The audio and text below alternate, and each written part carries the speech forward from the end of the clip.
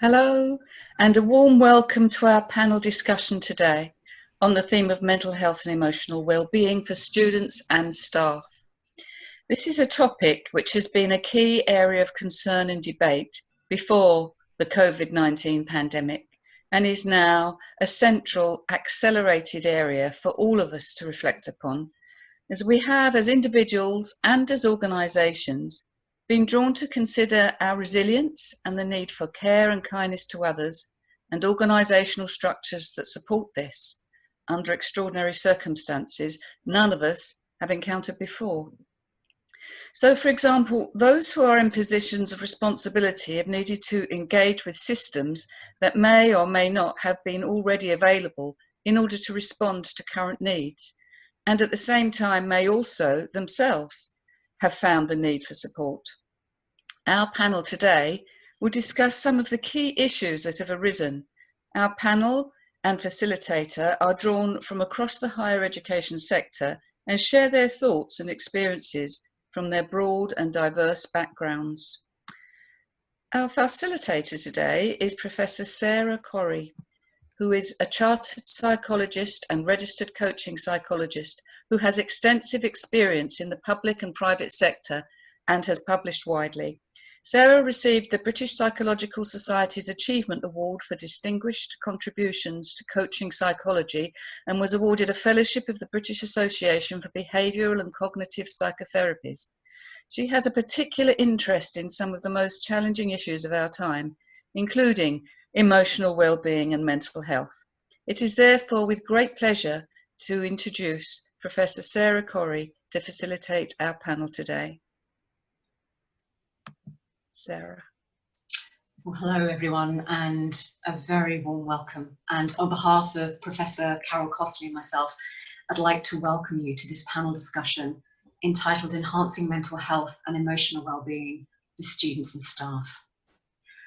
I'm delighted that we're able to bring this event to you today.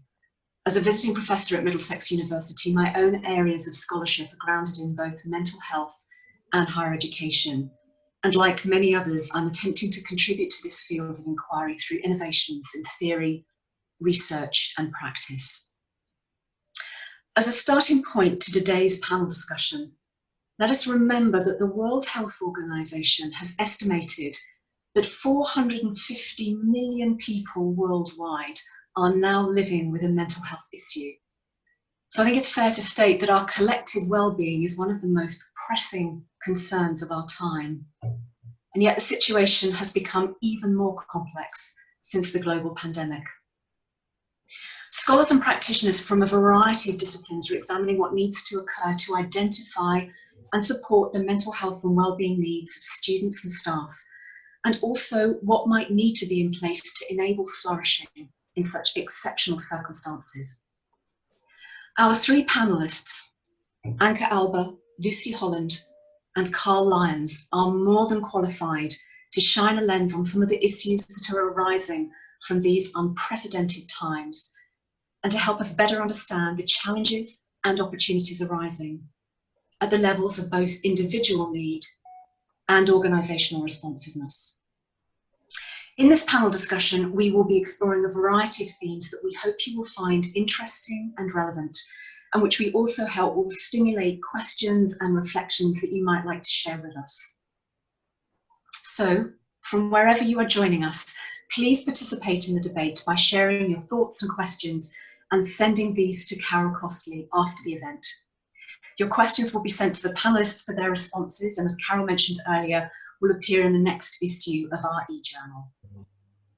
So as I say, a very warm welcome, and before we get underway with the discussion today, I'm going to ask each of our panel members to introduce themselves and to say a little bit about their context. Anke, would you like to go first? Sure. Hello, I'm Anke Alba. I work in a student counselling and mental health support service at King's College London as head of mental health support, and I'm a clinical psychologist. So I work directly with students who self-refer into the counselling and mental health support service. And also part of my role is to work with staff across the university to support especially students of concern. So that's kind of part of my role and work. Thank you for inviting me. I look forward to the discussion today. Thanks very much, Anka. Lucy, how about we hand over to you? Yes, I'm Lucy Holland. I'm the Vice President for the Arts and Creative Industries. So I was re-elected last year, so this is my final year now. And a main focus in campaigns that I've been doing while being an officer has been focused on student mental health. Lovely, thank you. Carl. Hello everybody, thank you for the invite. So I'm Carl Lyons. I run a consultancy actually based in central London, and we're really interested in helping people to improve their mental health and personal performance. A lot of my professional time is spent supporting higher education sector actually, so I work a lot with universities and colleges, and currently with the circumstances that we find ourselves under, that takes the form actually of delivering things like mindfulness and resilience type training, predominantly to staff members, and yeah, helping them cope with some of the things that we're experiencing at the moment. Thank you all very much. So let's get underway now by starting to explore some of the issues that are shaping our understanding and response to this kind of highly complex issue in this highly complex set of circumstances. And I suppose one obvious place to start is just in thinking about the emotional well-being and mental health needs of the student and staff population. We can conceptualize and respond at different levels. So we can think very much about understanding and responding to needs at the level of the individual. But we can also think about the role of the systems that sit around the individuals and what their role might be. So I suppose as a first question, there's a question around what should the institutional response be to the emotional mental health needs of students and staff. So thinking about it at that broad institutional level, Anka, would you like to start with a response to that? Sure, there has been a lot of work and thinking done over the past 10 years around student and staff mental health and well-being, and we know quite a lot about the extent of the problem, the nature of the problem, and there has been a lot written in the media as well about the mental health crisis in higher education. What we don't know as much is what works in higher education settings, and that's partly because developing psychological interventions to respond to students and people's mental health needs have been with clinical populations in clinical settings. So we know less about what works, what's effective in higher education. So there's a challenge for universities to think about what sort of outcomes, how would we know that what we do works, is effective and is helping our staff and students? Are we looking at maybe staff and students experience less distress? Is it about students and staff engaging with the academic learning and the academic community? So that's a challenge. That's something that universities are thinking more and more about. But as I said, there's no longer an issue of mental health is a problem over here and it is about mental illness. It is very much everyone's responsibility. It's very much thinking about mental health on a spectrum, and it includes experiences from good mental health to poor mental health to very serious mental health problems. So although we don't know a lot about what works, and it's a lot of work in progress, I think there is a commitment from universities to have evidence-based approaches and responses to the mental health needs of the students, and that's a work in progress. But we do know a lot from research of what are the factors that contribute to developing mental health difficulties, and I think on a practical level, universities can address that on a systemic level. So to give some examples, mental health are never or very rarely the result of a single factor. Usually there are genetic factors involved, environmental factors, and life experiences. So just to give an example, thinking about genetic factors, we know that mental health conditions are more prevalent in autism populations than in general populations. So on a practical level, think about autistic students and how the process of transitioning into university can be thought about from pre-application all through their first years, thinking about academic adjustments. And I think what perhaps is less known is that those conversations are starting from the pre-application process within disability support services and conversations about the mental health needs and academic adjustments. The other factors are this again is a very complex issue. It doesn't have to do only, but I think it's important to think about physical environment, whether it's a safe environment, and whether well-being is embedded into the development of the new buildings, for example, whether there is access to social spaces for staff and students, whether staff are encouraged to take part in nature. So all of those are part of the conversations. But there's another challenge to do with the environment and environmental factors, and that is that we know inequality links to poor mental health. So universities have a challenge to addressing the social and structural inequalities that are there, and really thinking and understanding the particular needs of different groups of students: LGBTQ+, Black, Asian and ethnic minorities, care leavers, postgraduates, international students. They will all have their particular needs. So I think developing culturally competent, not only processes, but services is very, very important. And I mentioned that there's a lot of work done. This year, the product of this work has been creating of a document called the University Mental Health Charter. And this is available on Student Mind's website. And it really outlines some principles of good practice for universities. And I think some of them are highlighting some of these issues, including, for example, that it's important for the issue of mental health to be very visible, for the leadership teams to talk about it, for universities to develop a mental health strategy that is co-created with students, and they're very much at the center, that they're thinking about inclusive processes. And so it's at every single level, and everybody has a kind of a responsibility within that. So that's just the start, but it is a very important document that outlines the principles, and I think it's a good starting point. Thank you for drawing our attention to that. My goodness, that's so many just vital factors that you're drawing attention to there.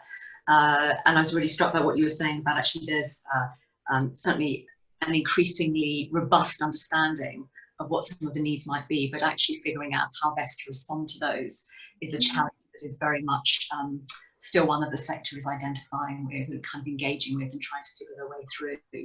Lucy, I'd love to get your responses to some of the things that Anka was saying there from your perspective. So can I hand over to you in relation to that?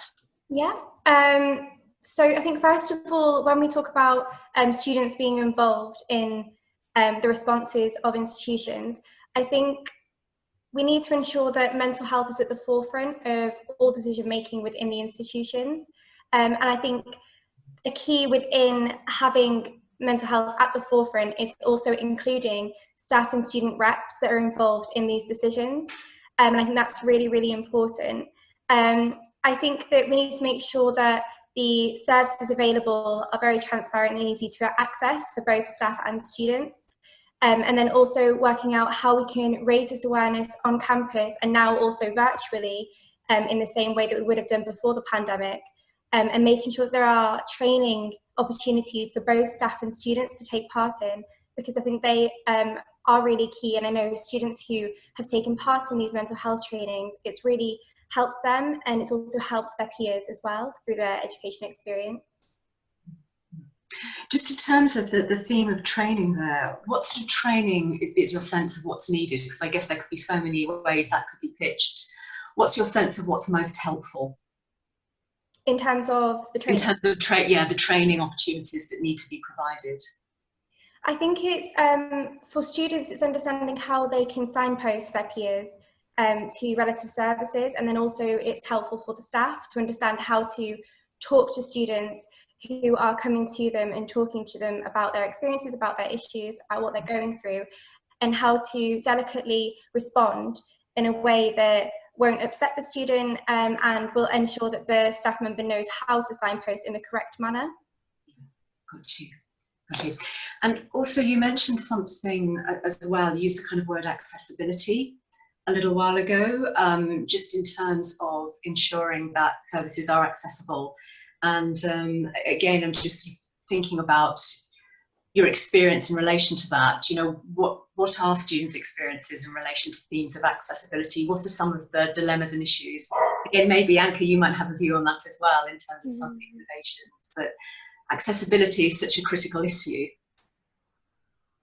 Yes, I think, so when I talked about accessibility before, it's knowing how to access that service. I think it's understanding the transparency of it and understanding how to navigate on the website to find the service. And then also when it gets into accessing the service and you're in the waiting line, what does that mean for you? What does it mean for students in the meantime while they are waiting in terms of where can they access in that meantime? Is there any online services that the university is recommending to them that are 24-hour services? As I'm sure a lot of universities are now taking on these 24-hour services that are online for students to help them during their waiting time, if that makes sense. Mm-hmm. Yeah. Anka, would you have comments to add to that? Sure. I think what we do see in thinking about mental health is that student services, and particularly counselling mental health services, have seen more and more complex presentation in terms of the needs of students. And I think there is a reality in that, I think, across the sector, the waiting times, but also some students might have barriers in accessing the service. So I think, completely echoing what Lucy was saying there, we have to think about how we improve that access. And there are different ways. We were mentioning training, whether part of the staff induction alongside other types of trainings that are mandatory, maybe around thinking safeguarding. There are also trainings around having difficult conversations with students and absolutely knowing what the processes are within the university to signpost. They could be tailored for personal tutors if universities have that system of pastoral support within faculties, but it could be for every member of staff, because a lot of program administrators, residential staff, they will all have contact, and sometimes they're the first people who hear about this difficulties. So I think that consistency can be part of the staff induction, for example.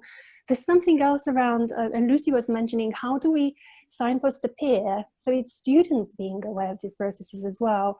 And it's thinking, and I think more and more there's a talk about this whole university approach, that mental health and wellbeing is embedded within the curriculum. And we have that information about signposting to services and developing skills or learning skills to manage difficulties. It's very much from the learning and the assessment process. And I think the other thing is that universities now, although usually we reference counselling services and mental health support services, universities can do so much more. There are disability advisors around finances and housing, international issues for students who are, so there are broad range of support that exists at different levels aside from the counselling mental health. And I think we need to have that consistency and make sure that students have access to different levels of support, especially when counselling services there's so much demand there. Just when you're talking about the whole university approach, I mean, effectively it seems that what we're talking about here is a system transformation. In many respects, you both kind of talking about, you know, the need for this to be embedded at all levels of the organisation and how different parts of the system work together in order to create a more aware and responsive institutional setting, including, Anka, as you were saying, right down to the way the buildings are designed. Okay. I want to come on to Carl in just a moment to bring him into the discussion, but I'm aware that Carol's come on camera, which is a cue that, Carol, please. Oh, well, it's just that it kind of raised such an issue for me when you both said that about systems, because I've been really aware in this COVID situation that we're in, that systems that were already there in some shape or form, it was much easier to build upon them. And so universities that had already got some things set up, we were able to develop and enhance, and really, as everybody in these troubled times have got together, mustered together and working very hard, it became more straightforward to do that than organisations that really didn't have much already in place. It was a far more difficult thing for them to pull together, and they haven't been able to serve people in the way that they might have done. So, and that's across the board actually, with lots of different issues. But on this issue in particular, I did note about, you know, those kind of systems which are there to support, having been firmly in place. So I just wanted to mention that it's made it very different across the sector as far as I can see. Let me bring Carl in at this point, because Carl, you have a different perspective on this in terms of the work that you do in relation to staff wellbeing. And I think what might be really helpful is just to hear a little bit more about the work that you're doing with staff, and also to give us a sense of what's currently known about the wellbeing needs of staff. Yes, yeah. So my exposure is mostly to staff members rather than directly with students. And I think one of the things that I hear quite a lot, so the audiences that I speak to, if you like, and have exposure to range from the academics all the way through to support staff members. So there's a kind of real range of different staff there. But one of the things that comes up is that often some of the systems and procedures are in place for supporting students, but are not always replicated for the staff actually. And, you know, there's some fairly recent research data that basically says that we've had a significant kind of referral from staff members to occupational health and counselling services. So I think there's potentially an underlying problem there. And I do wonder that a lot of the exposure that I have are to staff members that are kind of self-selecting, if you like. They come along to the events that I run and the services that I provide because they feel as though they need it, but it kind of feels as though there's perhaps a kind of cohort that is perhaps bigger than that needs it and doesn't necessarily step forward to take that as a service. I do wonder if we've got the right facilities in place to kind of capture that. So that's kind of one thing. And I think one of my other observations, I suppose, is that I think that organisations, generally speaking, tend to be reactive when it comes to mental health. They tend to, I think, in my experience, wait for things to start going wrong and for people to raise issues. Whereas I think organisations work best, and I agree with all of the points that are said around the kind of systemic approach, if you like, that kind of joined up thinking. Because I kind of work with lots of different universities and colleges, and I see differences in culture makes a difference. So those that are a lot more self-aware, I think, is maybe the right expression somehow, a lot more proactive, and have the systems and procedures in place to manage things in an adaptive way rather than a reactive way, tend to have a better culture that kind of supports that stuff and captures things before they become serious problems in a way. So there's something there about activity rather than proactivity in a sense. So again, I think I'm agreeing with what the other panelists have said in so much as that it needs to somehow be baked into the DNA of the culture of the organisation, that the mental health of the people needs to be a thread that runs through all of the decision making, and that isn't always the case. And I think one of the observations, it's no secret, I guess, is it that you know, the pressures, the environment within which the higher education sector is operating now is in dynamic flux, if you like, in so much as the greater expectations of students and you know, the sense of competition, if you like, league tables and things like that for universities. I think often the burden of performance falls upon the teaching staff, and this is not always that well managed, because I think there's a culture around now where you know, years ago people used to join universities because, you know, they had a kind of peak troughs through the year perhaps, and I don't think that actually exists anymore in many ways. So there's the way that the work is scheduled, the pressures are quite great, the performance management culture actually, it can be quite pressurizing for staff members.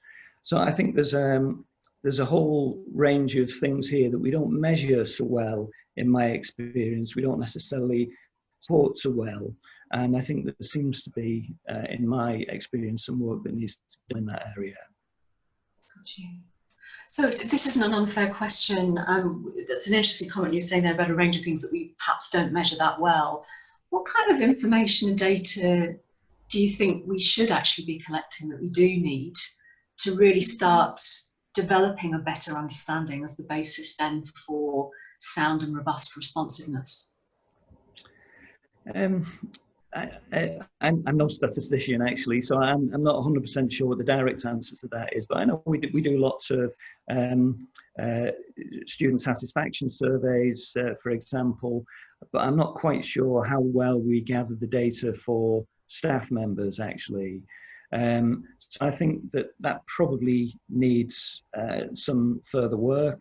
What the questions would be in relation to that, I'm not 100% sure. But yeah, I think, you know, obviously levels of mental health, happiness, satisfaction, engagement, purposelessness, these are all, you know, I think good measures in a way. And you used the expression flourishing in your introduction. And, you know, the work that I do is very much a kind of positive psychology approach, in so much as focusing on some of the positive outcomes, if you like, and some of the measures around things like people feeling a sense of belonging, the fact that what they do contributes to something larger than just themselves. They understand what their contribution to that is. So I think there's some aspect around that, more subjective type measures that would really help get a clearer picture of staff mental health for sure. Anka, Lucy, I'm wondering if either of you would like to come in relation to what Carl's been saying there, and yeah, some of what we do know, don't know, and some of what we might want to capture more information about. Absolutely. I mean, I think, as Carl said, universities have, in general, from my experience, very separate processes for student mental health, thinking about student mental health, raising concerns, and staff mental health and well-being, and sometimes they're discussed separately as well. And we don't have to forget that now tutors, especially personal tutors, offer a lot of support to students with mental health difficulties, but they themselves would have experience of mental health difficulties, or family who have, and some of these things are both personal to them, so they would need support around that. There isn't much support around that, and I think universities have that responsibility to clarify in a way the roles and the boundaries of those roles, and that could be a first step. For example, I know universities might not be able to treat certain mental health conditions, but they have a role of planning if a student comes back from study, and similarly with roles of tutors and academic staff in supporting students. I think it's very important that those boundaries are understood and they be containing for students. And my experience has been that most of the time staff go extra mile. They do everything. They would like to understand and support their students beyond the office hours, in the weekends, giving personal contact details and so on. And that comes from a very good place. In some cases, that is not necessarily helpful. And universities themselves to understand what their roles, the responsibility, and clarify those boundaries of role could be very important. And having places where conversations about staff and students' mental health happen together is very important. I think Carl mentioned occupational health, HR. Usually those parts of the universities are not part of the conversation about mental health strategies. Maybe they need to be there. And in some universities, I know there's a thinking, can we replicate this process for example, raising concerns about a student? Could we replicate it for staff? Or is that very different? How are we going to think about that? It's really early stages thinking about staff well-being, but they are very much at the center of this support for students. And as Carl was saying, they're under so much pressure. And so having that support, whether it's training or having processes for them to access support themselves. And we do hear in conversations about particular students, when the students have consent about involving their tutors, we hear the stories of tutors about their own mental health, and they ask us, how can we access support? It's separate from my work, but I'd like that. So we hear those conversations all the time, and I think if that's more open and transparent and everybody's in there together, I think that would help a lot, the process. Thank you. Lucy, your additions to that, comments and reactions to that? Yeah, I think it is right that the fact that discussions around staff and student mental health are often very separate, and I think a lot of the time, and what I've done is generally supporting around student mental health and student well-being, and they've been the focus of discussions I've had. But in those discussions, there have been moments where you sort of stand back and you think, well, we are doing all this for student mental health and student support, but we know that staff are there looking out for students, but then what support is there for the staff, and what implications are then had on the staff members for the information that they take in, and where do they then get the help that they need to deal with what they've been told by students, but then how are they then advised to respond in the correct way, and then also know how they can respond to themselves. And I think that's a key thing. Yeah. I can pick up on that. I think that's a really critical point that you're raising there as well. And I'm just thinking about draw sort of parallels with people who are trained clinically, for example. One of the things that's deemed to be really important is that people have access to networks of support and guidance and supervision throughout their careers, to make sure, in part, that when you hear something that is very difficult or distressing, you're not left to process that by yourself. And I think that can be a sort of an understanding that can be really well embedded in networks of professionals who are delivering clinical interventions. So I think it's a really interesting, important point that you're raising there, that, you know, when academic staff are in that kind of personal tutor role and they're hearing distressing material, where do they go with that? What do they do with that? And that's perhaps slightly different from some of the things that, Carl, you might have been talking about in terms of staff wellbeing more generally. But it's, you know, how do you protect staff in supporting and working with the students is really important. Yeah, if I may, just to kind of build on that point a little bit, Sarah, I think, you know, we talked about occupational health and HR, and these are often seen as separate support functions that, you know, have a responsibility to kind of help and support, which of course they do. But I guess, you know, I do a lot of work in other industries as well, if you like. And, you know, I've done some personal research around things like conscious businesses, for example. So we used to have a separate function in some of the private sector organizations about things like CSR, you know, corporate social responsibility, whereas the best organizations have that embedded within all of the systems and procedures. And good mental health, it seems to me, and particularly support for staff members in the higher education sector, it's not just a separate HR function, if you like. It should somehow be built into the training and support networks of the frontline staff that encounter that kind of thing, perhaps with students, but also experience it themselves. It isn't just a separate function, I think, is my point there, that it somehow needs to be systemic, it needs to be built into the culture, but, you know, at a very ingrained level as well, you know, from an entire governance point of view, and all of the leaders should really support that culture as well. So it feels like we kind of keep coming up against these themes as being really important. So systemic, built into the culture. Carl, you were talking earlier about it sort of being baked into the DNA almost, in terms of how we understand and work together. So Carol, you've appeared on camera again. I'm sorry, I just can't help myself. But you know, you were taking up the point I made about it being in the system, and that if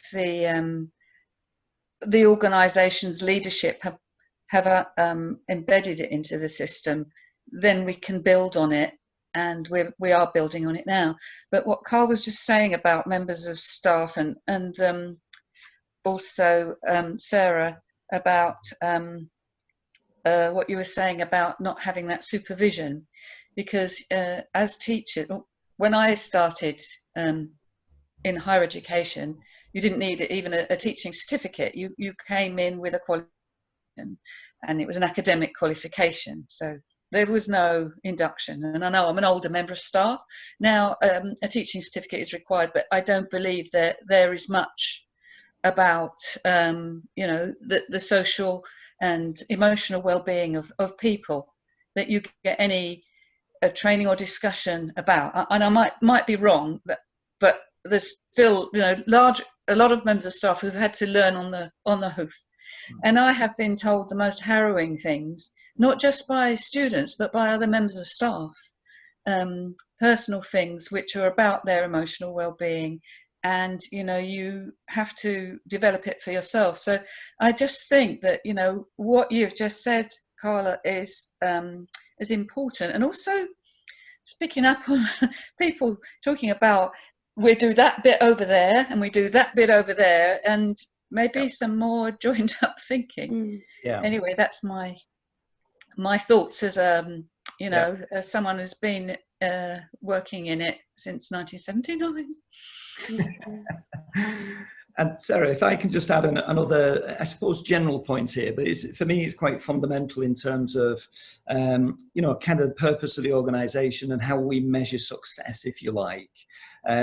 I've actually been on that threshold between the industries that accept the graduates and the institution that kind of provides the education, if you like. And one of the things that I've heard at that kind of transition point, if you like, is that employers now are looking for well-rounded, emotionally aware individuals. It's less, if you like, about the academic and intellectual prowess, because skills can be taught, if you like. So there's something here about how institutions like universities measure success, and it's kind of back to one of the pressure points about league tables and performance measures and the competitiveness in the marketplace about taking students. So often the success measures are to do with some of those tangible, you know, academically driven targets, whereas actually the recipients of the graduates are looking for some of the softer, more subjective things, these emotionally intelligent, well self-aware, good communicating students, actually. So it's some of those skills that are valued actually as output measures more so than purely the academic stuff. I think it's good to hear that, and yeah, to have that clarified. And again, I don't know whether Anka or Lucy, you have anything to add to. Yes, I suppose the question is, how do universities respond to that, and where is the place for developing those skills? And those skills are around confidence, inability, self-efficacy, problem solving. Students are, because of the developmental stage where they're at, they need to adjust to very different settings, different challenges, and where do they learn those skills? A lot of them, they're just thrown in the deep end. Some come from very different cultures, but if that is very much part of the curriculum, is that very much part in when they come in, or part of the inductions, that would then make it as a commitment that this is very important. It's just as important having I don't know, achieving a distinction or achieving the grades that they need for their degree. But those skills that Carl mentioned, there's a lot of opportunity for universities, and they are the perfect places for those skills to be developed, and really focus on them and talking about them. Lucy, how about from your point of view, anything to add to that? No, I don't think I've actually got anything to add to that. Sorry. No, not at all. Not at all. But I think that's again just a really interesting anchor, that question there about, you know, actually where's the place to develop those skills, and actually how do we go about doing that, and what opportunities might universities be able to provide is really critical. And I think in a way that provides quite a nice segue into something else that I wanted us to have a chance to explore today. These are all kind of critically important points that I think we're talking about in this discussion. And then on top of that, we're now in a situation where we're trying to deliver higher education and thrive in the context of a global pandemic, which of course has had implications, profound implications for all aspects of higher education, including the student experience. And it would be really helpful to open that up at this point in terms of what are some of the issues that we are now dealing with, or have now been amplified as a result of trying to do all of what we've been talking about and then deal with a pandemic on top of that. And I'm not sure, but I'm wondering whether one place might be, I'm just thinking about, we talked earlier on about the issue of accessibility,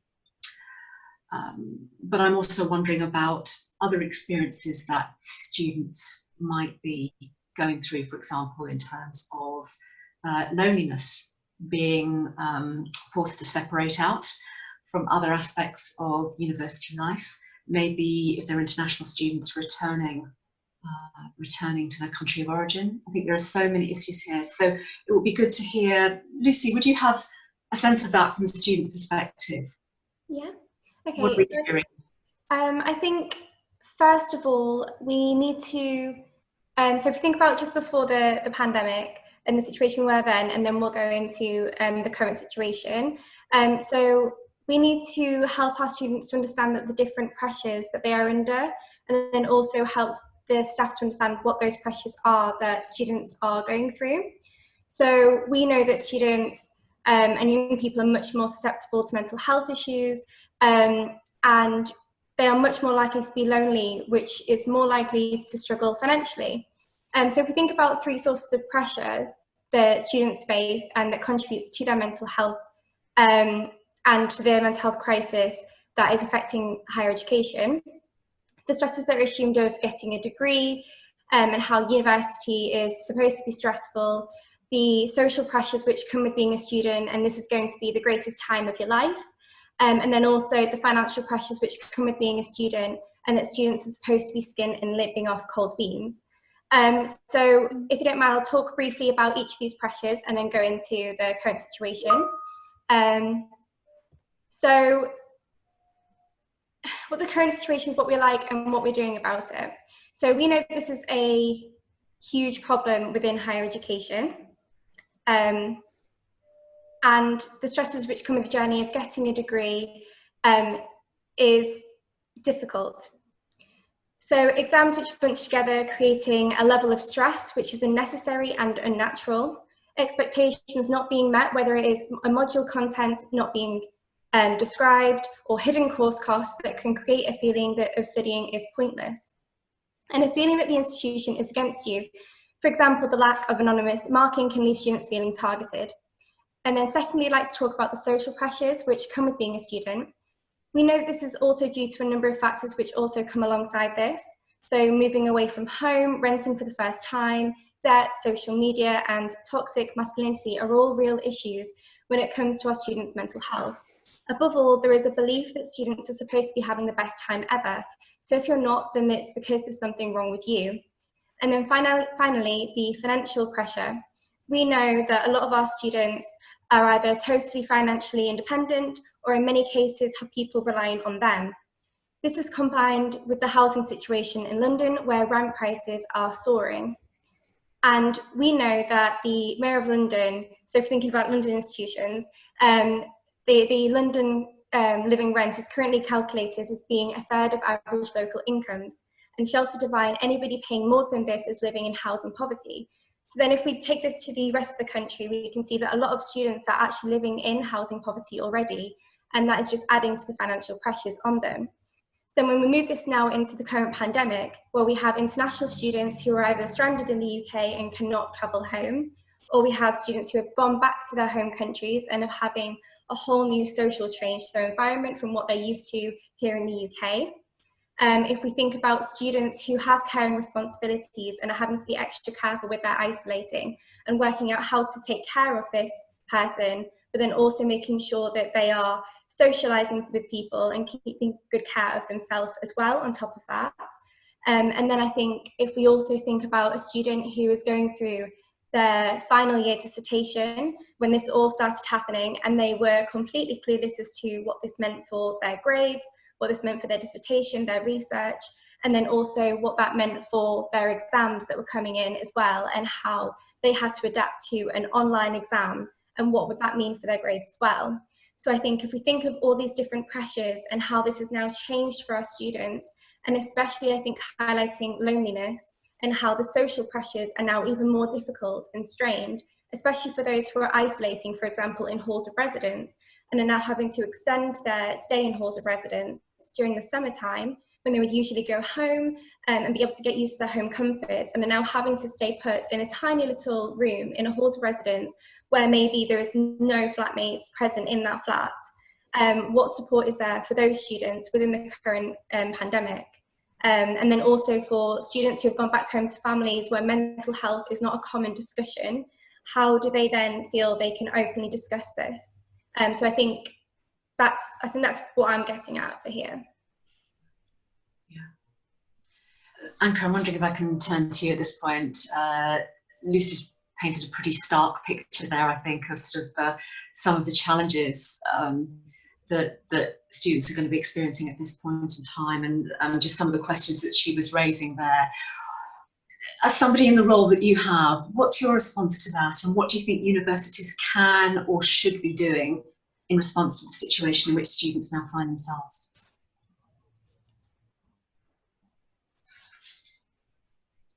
And I think we've lost Anka there. Lost her. Oh. Okay. Well, Sarah, maybe I can fill the gap slightly. Please do. That would be great. Yes, and Anka can join us shortly. just thinking about the, I mean, I hear all of that actually from Lucy, and yeah, some real challenges there. And I what I was going to do actually is just contrast that with some of the staff members also suffer from some of those things as well. It's not exclusively for students actually. So for things like financial pressures, for example, isolation from work colleagues, these are all issues actually that are relevant to staff members as well. And in the current circumstances, I mean, we're all challenged by change, aren't we? These are big changes that have been imposed upon us that we need to respond positively to somehow. And that's the challenge. A lot of my time is spent around helping staff members develop some resilience and focus on some of the things that they can manage and control rather than the stuff that they can't. But a lot of the things that I'm hearing are around the fact that, often people get the energy and support through interaction and connection with colleagues, and of course that doesn't exist anymore, and that has to be managed differently somehow. So that sense of isolation can be quite pronounced for certain staff members as well, actually. And at a kind of micro level, often having to structure your life to perform and deliver some of the things, like we were talking about before, staff members are actually under quite a lot of pressure to deliver in quite, strong ways now. And having to do that from a home setting where maybe they're managing their kids and, the other things that are associated with that as well. I think there's some real challenges associated with all of that, actually. And Lucy talked about, being London-centric to an extent. A lot of my client base is based around London, and lots of academic employment contracts now are more short-term rather than long-term. So there are some pressures around, it's not just the 3 years that you're a student in this university. It may be longer for some of the staff members if they've got uncertain employment guarantees. Actually, there's a level of stress and therefore, kind of mental ill health that can come as a result of that kind of pressure as well. So there's a picture there as well, I think, that's equally challenging for staff members, actually, particularly, under this kind of current set of circumstances. Anka, I don't know at what point we lost you there, but it would be great to have your responses to some of the things that Lucy was saying there, and then Carl was adding to. Yes, I'm sorry I disappeared, technical issues, but I did hear what Lucy was saying, and I think I caught most of what Carl was saying. I mean, absolutely, these are the challenges that we hear from students and staff. And there have been ways in which universities responded. On one hand, going back to what Carol was saying, if there were existing processes there that transition to online and remote support was much easier, and in fact a lot of universities have adapted to that. A lot of counselling services have never provided online therapeutic support, whereas now we do, and that transition has been for most of the services quite easily done. But there are some challenges in that students who are not in the UK may not be able to access therapy or counselling in the UK from their universities, and that's for legal issues and the kind of concerns that are beyond, in a way, what universities can do. However, providing check-in, emotional support, some form of remote, even if it's not counselling or therapeutic support in the same sense, for students who are not in the UK is absolutely key. And a lot of universities had to think about adapt the processes in working with the students. And as Lucy was saying, a lot of the countries will not have the type of network and mental health support that we have here in the UK. And university have started to work in partnership with GPs, NHS, mental health services, emergency services, police, work together to support students who might go through a crisis or might have a particular difficult time. Whereas now we have no access to what's happening in different countries. So we've learned a lot in a very short period of time of what's available in the world in terms of mental health support. And we had to do that, and we have to have this information available on our websites for students. What we hear is that loss of sense of identity, of belonging to the university, and that loneliness has a completely different kind of quality to it, as Lucy was saying. For a lot of students, coming into campus made a lot of difference to their mental health because they had computers and they have the technology. What we now see is some of the realities of students' lives. Some of them would not access services because we now see their bedrooms. You know, some students just have a mattress on the floor. And all of those realities of their lives become so much more visible for us, knowing what their home environments are. And as Carl was picking up, that's the same for staff. We have staff now with caring responsibilities at home, doing teaching in the morning and doing their working hours in the evening, picking up emails and working at 8, 9 o'clock. And we see sides of ourselves that we haven't seen before. And of course, the mental health difficulties will be exacerbated. Lucy was saying that there's more anxiety, there's more stress.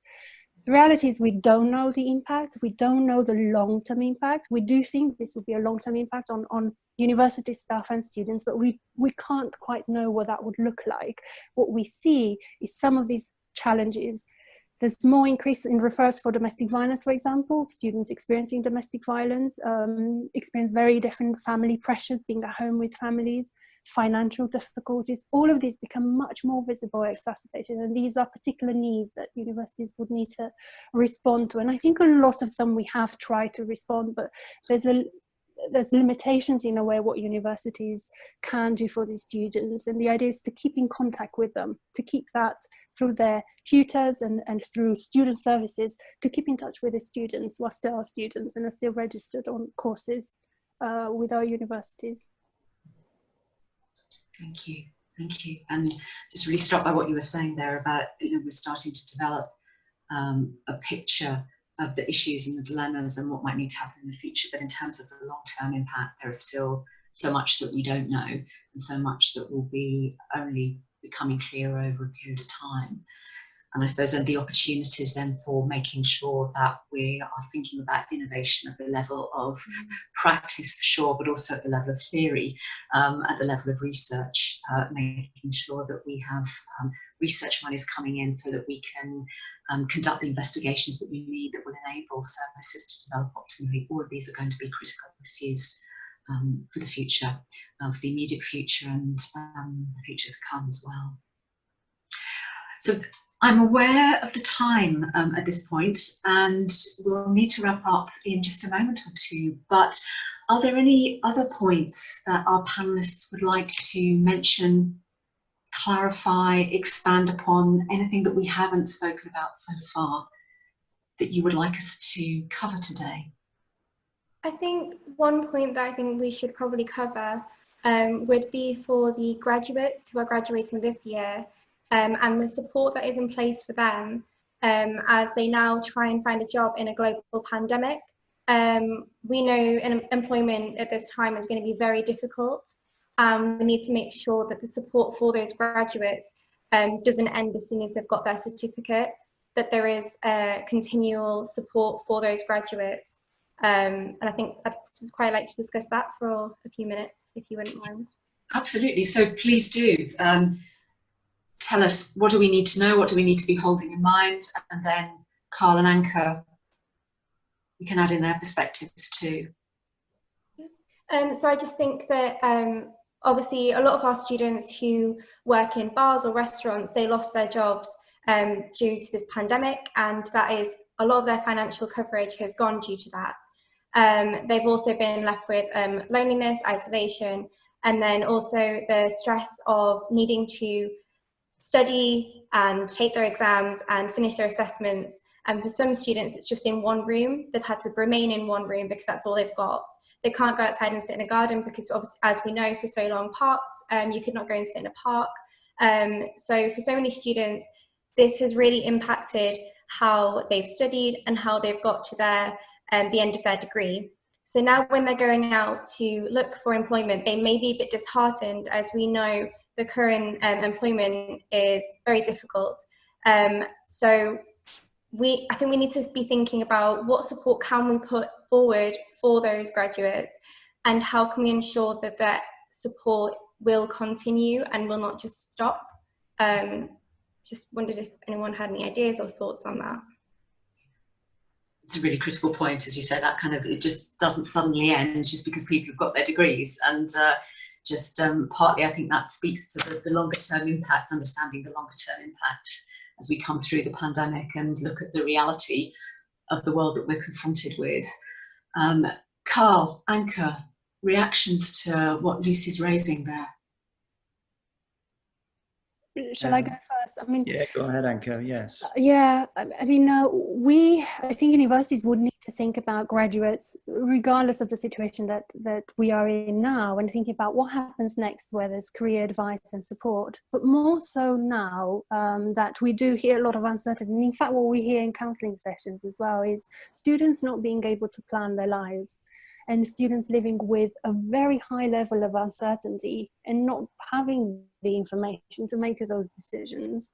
So having a focus of these group of students who are graduating, writing up their thesis, and really focusing on what support is there, whereas enhanced pastoral support, thinking with their faculties, thinking about what are the kind of links with industry, but also in terms of support services and student services, and having a space for them to share some of those anxieties that are absolutely normal, and also normalizing some of those experiences that it is impossible to plan your next year. And some students say, shall I say, stay at home? Shall I do another degree? What am I supposed to do? And if it is another degree, would it be online? So we do hear all these, and I think offering that space for them to share those anxieties and worries, both in specialist services, student services, but also at faculty level, and having those conversations with students will be important. In terms of continuing support, that's a really big challenge, and that's thinking with the student kind of ahead or in advance of what support networks are there, what are for them the protective factors, where do they have their strengths, what are the resources for them, and how they can carry on and build on those in a period of a lot of uncertainty when they will no longer have the university system to support them. Because in a way, the university is a structure that offers that. They can come to counselling, they could go to a personal tutor, they have their peers. But when that's no longer there, what else can replace it? So maybe having those conversations has started to think about, where would I go for support? Who are the people who are close to me? Or how else can I access, but I need counselling or other type of social support? Where will I look for that? And having those conversations about that. But I think absolutely they will have much more limited support once they are no longer students, because they will no longer have access to some of the support that's available within the university. So we need to prepare in a way and have conversations about that.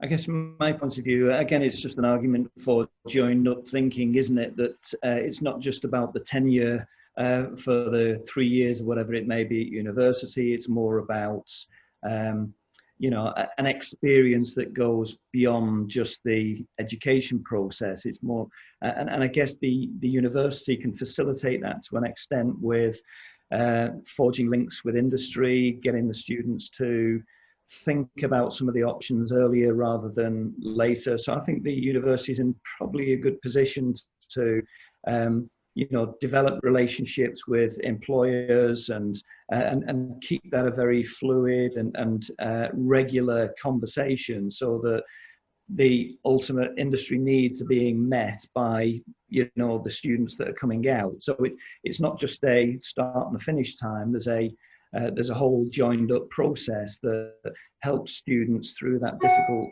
and practical transition period from the education into industry, in a sense.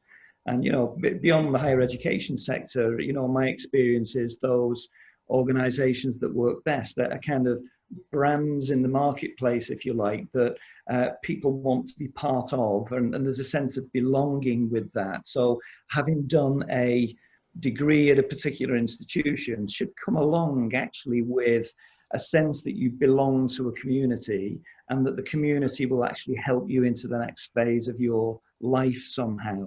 So it's a whole life experience thing rather than just a purely functional thing about turning up, getting an education, getting a certificate, and then kind of moving on to the next phase of your life. Well, thank you. Thank you all. And we're going to need to pull things to a close for today, but I'd like to thank each of our panelists for their contribution to what I think has been a very rich discussion, and out of which some very important points have emerged. And we're really hoping very much that this might be the start of the debate rather than the end of the debate, and might actually yield some innovations at multiple levels and across disciplines. So I'm going to hand over to Carol now, who's back on camera, and who's just going to say a few final words to pull things together for today. Okay, well, thank you so much, Sarah, Anka, Carl and Lucy. You can see that we've now got some information up there for you. It's been a most enlightening and considered discussion, I think, for us to think about. We'd like to take the issues raised forward by recording your ideas in our e-journal and inviting questions from the audience. So if our listeners have questions for our panelists, and including Sarah, please email me, and you've got my email address up there, with questions, and I'll send them for a written response, which we will then send to you, and will be recorded in the e-journal. So we hope you've enjoyed the session and look forward to hearing from you. All the best to you now, and goodbye.